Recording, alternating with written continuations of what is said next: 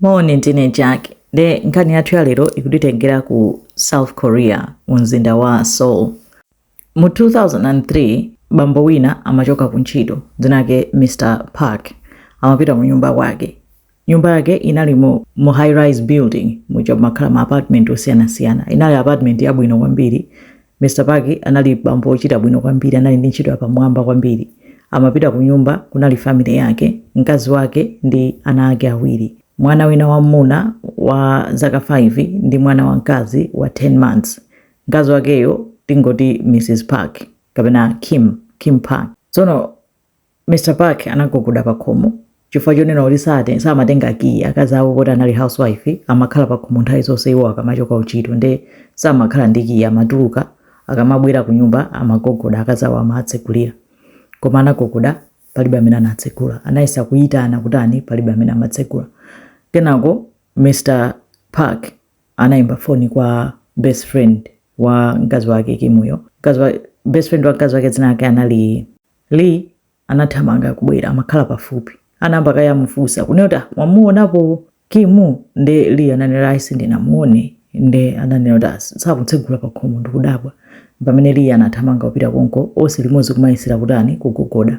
Kenako anasuzumira pa window paja anaona kuti panali pena pake kuti potseguka kuti akanatha kukankha window lija. Anakankha window lija chifukwa chonena kuti ngati mwanaona handbag ya Kim, ndi handbag yo inali yotsegula. Anakwanitsa kuyikoka handbag ija ngati munali key, ndi anatenga key uja nkutsegula. Ndi Mr. Park ndi Lee uja analowa nyumba muja kuyamba kuyang'ana kuti sono Kim ali kuti nanga si kusonyeza onena kuti chitseko chinali chokiya nkati from the inside kuti key ali nyumba momo. Anayang'ana pamene anazatutumuka kumpeza Kim wazimangirira kuseri kwa chitseko. Iwo aja kuthamanga kuti nanga ana ali kuti kuyang'ana nawo sapeza. Kenawo anazatsekula wardrobe, anapeza ana onse awiri, wina atavindikiridwa ndi chi plastic paper wa mwana wang'ono mutumu, wina akuoneka kuti naiso kaphedwa wamuna. Koma samazoti chachitika nchani. So anayimba phone police anathamanga kubwera kuyang'ana aye crime scene chani. Time yoyo Mr. Park akungolira, best friend wakazi awoyo Lee akungolira kunena kuti chachitika ndi chani. Ndi apolisi anapanga assess kuti amene zikuoneka ngati kuti mayiyu wapha ana ake nkudzipha. Ndi amadabwa kapena anali depressed, chimachitika ndi chani.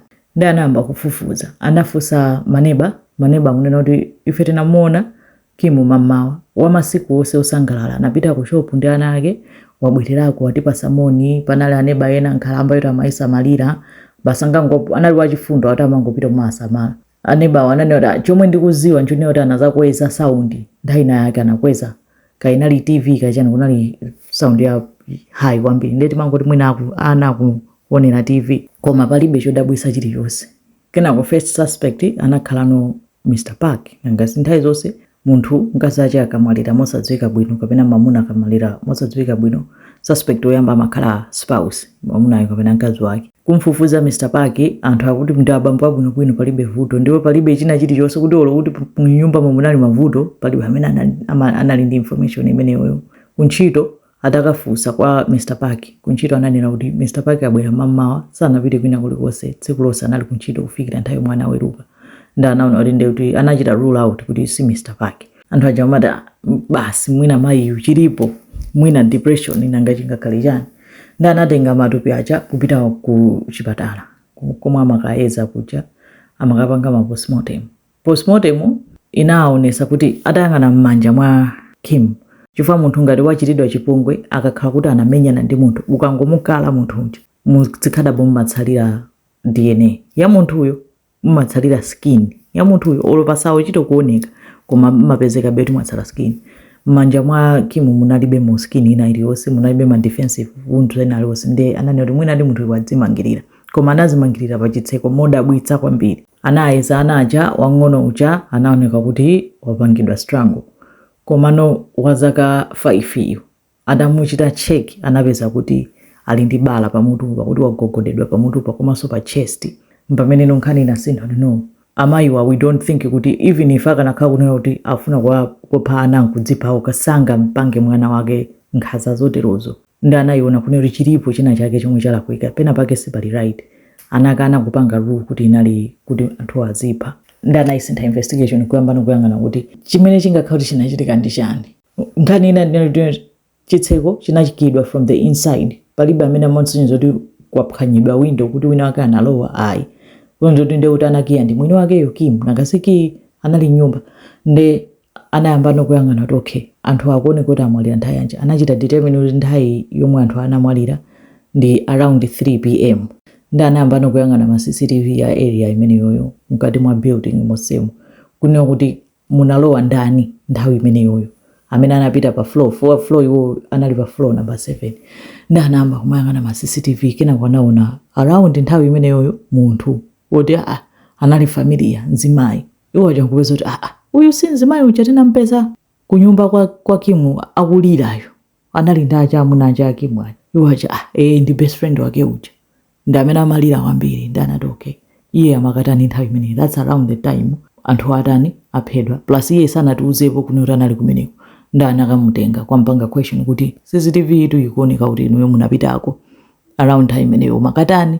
Ndi ananena kuti no, Kimu ndi best friend wanga kuyambira tili ku high school. Ndi ku high school ko tinasiyana kumeneko, titasiyana tinakumananso titakula. Ndi tinachita reconnect, nasamukira chapafupi ndiko mwakukhala, but since then ndife my best friends, ndimapita kwawo all the time. Panaibe cha chilendo ndinapita ukampasa moni kumatani nkumabwererako. Yo anakhulupirira ataona ma records. Komano akumpanga question anadabwa kuti akamamuyankhula amaphimba manja. Ndi anamfunsa kuti kuphimba manja ifa chani, tione manja yeyo chakumakana kuonetsa manja. Kenako anamuza no, tulusa manja tione. Akuona dzanja limodzi lotupa komanso lolemberera, looneka ngati lili ndi bruise pamwamba apa. Amufunsa kuti watani dzanjalo, akuti ayi ndinagwa mu bafa ku nyumba wanga. Anangoti okay. Kenako anamba no pressure kwambiri kuti dzanja linalonso chalacho chikuoneka kuti ukhanga tiwavulala.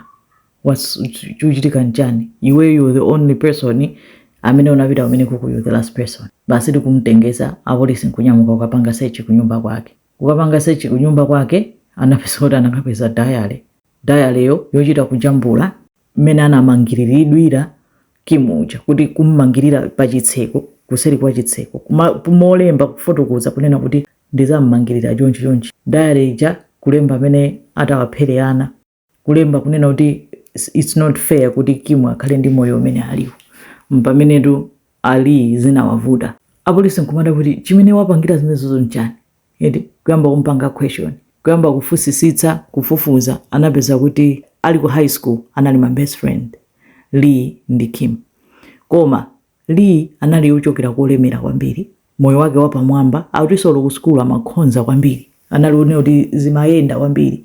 Pamene Kimuyo anali ofutika, sutiso amakhonza kwambiri, anthu achoda anthu kumaona kumakona ngati awawa sizingayende, sangachite bwino. Koma kumaona anthu ena ngati achina Kimu, ngati achina Lee kuti awawa ndi amene zizayende pa moyo wawo. Pamene anachoka high school ali sanalowera kwake. Koma Kimu atapita ku university nkumena makakumana ndi Mr. Park. Mr. Park nayeso uchoka kolemera, koma atachoka ku school anakapeza ntchito yapamwamba kwambiri, anthu otochita bwino. And Mr. Park anamukwatira Kimuja. Zoti kaya anali uchoka kovutika kachani, zonse zinathera pomwepo. Kimu life yake kusinthiratu, anakhala munthu ochita bwino kwambiri. Pamene Lee uja oti zimayenda anali olemera chani, kwina kusizinaende mene amayembekezera kuti ziyendera iyayi. Anakhalapo ndi zibwezi zingapo zonse sizinayende, zinatha. Anayesera kupeza ntchito, anangopeza ntchito zake zoti zosakhazikika chani. Moyo wake sumayenda mene yeye amatani, mene yeye amafunirayi. Ndi pamene amazatutumuka atapita ku school reunion ndi ma classmate aku high school anapanga party. Nkomwana akakumana ndi Kimuja kuti Kimu, anthu tinali pachenzake kuchita reconnect. Kimu nkumuyitanira kuti ubwere kwathu. Basitu Lee kupita kwawo nkukadzidzimuka kuti nzanga uja life yake inachita kusintha chonchi, nzanga uchita kukhala moyo wapamwamba chonchi. Nkudzaona amuna ake, anampanga introduce to amuna ake, kupeza kuti chimamuna cha ndalama chilichonse chabwino, enda kumukonda kwambiri mkazi wake.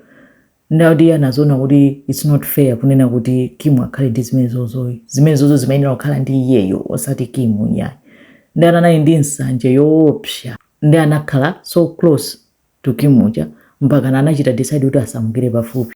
anasamukiradi pafupi chifukwa chone kuti amamusiriraso mwamuna wake wa Kim enda amaona kuti kuli bwino life imene ikhale ya iyeyo sati ya Kim. Ndi amakonda kumapita nthawi zonse kupita kuti ndikakuthandize kulera ana koma akathandiza kuchita babysit. Ndati koyamba Mr. Park atamuona Lee uja sanamsangalatse, atanamuona wakhalidwe lina lake enda anawauza akazi awo kuti I know kuti mukuti ndi nzanu but something about her I just don't like. I know makonda mbweresa pakhomo pano koma ndingoona ngati kuti china chake akuoneka ngati munthu amakhalidwe ena ake. Koma Mrs. Park analimbikira kuti yayi ndi nzanga usadandaula chani iwo achankuvomera kuti okay ndi munthu kuti amangoti wabwera komanso ati akamacheza pang'ono wagwira paphewa Mr. Park yayi mpaka nakuyamba matumizira ma message kuti koma inuyo munakwatira nsanga mukanakhala kuti susu munthu ngati iwe mwamuna ngati iwe sufunika kukwatira nsanga.